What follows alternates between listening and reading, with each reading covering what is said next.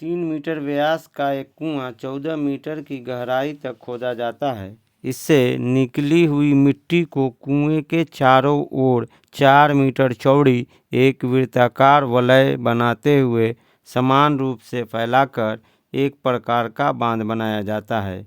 इस बांध की ऊंचाई ज्ञात करें। आइए अब हम इस सवाल का हल देखते हैं। ये एक कुआं खोदा गया है। इससे निकली मिट्टी को समान रूप से फैलाकर ये एक बांध बनाया गया है। इस बांध की ऊंचाई कितनी होगी? दिया गया है कि व्यास हमारा है 3 मीटर, तो त्रिज्या r हो जाएगा d/2 3/2 metre is equal to 1.5 metre. अब हमको ये मिट्टी फैलाई गई है 4 मीटर में, तो ये अगर भीतरी त्रिज्या है 1.5 मीटर, तो इसमें एक बाहरी त्रिज्या भी होगी। क्योंकि मिट्टी जो फैलाएंगे उससे एक वलयाकार बन रहा है, तो इसमें हमको बाहरी त्रिज्या भी चाहिए। तो बाहरी त्रिज्या को भी हम यही निकाल लेंगे। r इज इक्वल टू भीतरी त्रिज्या जो चौड़ाई जितनी मिट्टी फैलाई गई है उसको जोड़ देंगे, तो हो जाएगा आपका 1.5 मीटर जोड़ 4 मीटर चौड़ाई है, तो आपका आ जाएगा 5.5 मीटर। ये हो गया आपका बाहरी त्रिज्या। अब देखते हैं मिट्टी जो निकली उसका आयतन क्या होगा। जो मिट्टी निकलेगा उसी मिट्टी को फैलाया जाना है, तो पहले जो हम मिट्टी निकालते हैं उसका आयतन निकालते हैं। तो लिखेंगे निकली मिट्टी का आयतन, मिट्टी का आयतन।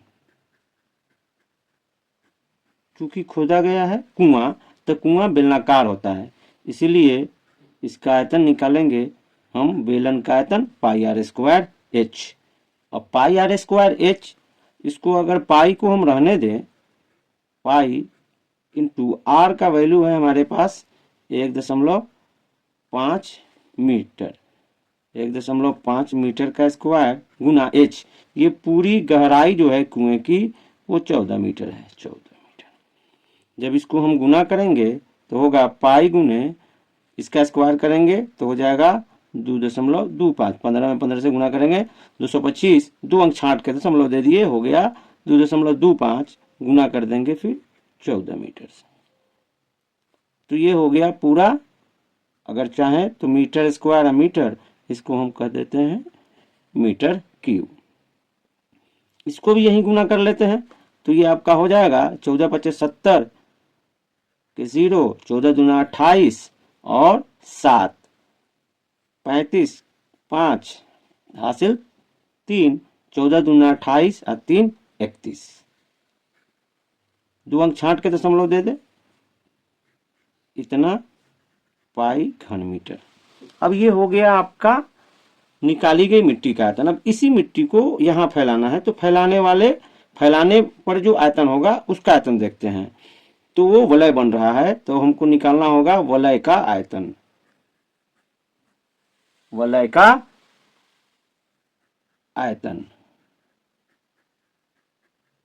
हम जानते हैं, वलय का आयतन होता है pi into r², capital R² minus small r² into h। इसका मतलब हुआ कि इसको हम यूं लिख सकते हैं r+r into r minus r। a² minus b² पर थोड़ा आसान हो जाएगा, एग्जाम में कैलकुलेशन से थोड़ा हम बच सकते हैं, इंटू h। अब पाई का मान यहां भी नहीं रखते हैं, क्योंकि यहां नहीं रखे थे इसलिए यहां भी नहीं रखते हैं। r का वैल्यू है 5.5, जोड़ देंगे 1.5।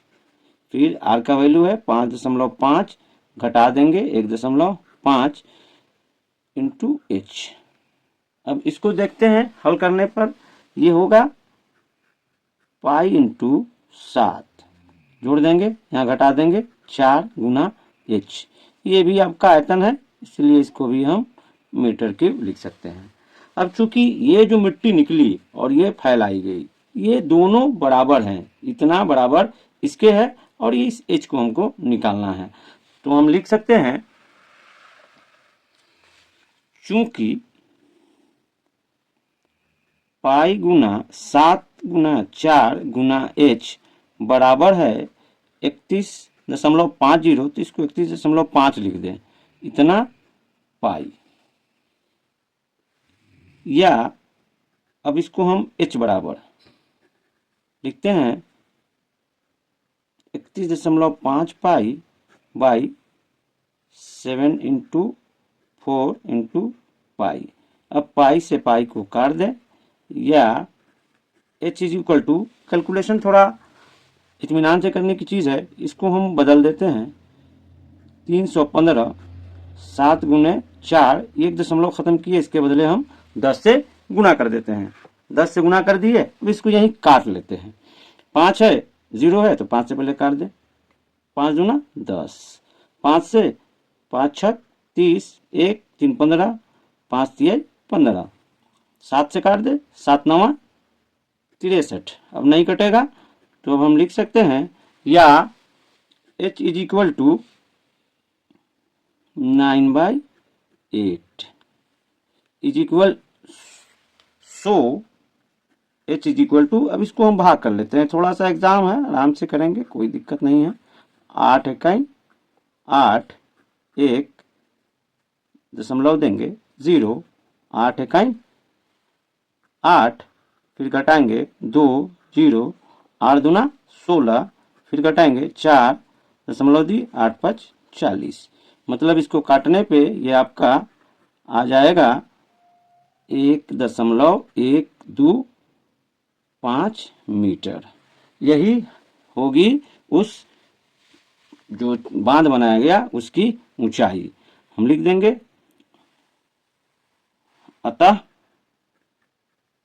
बांध की ऊंचाई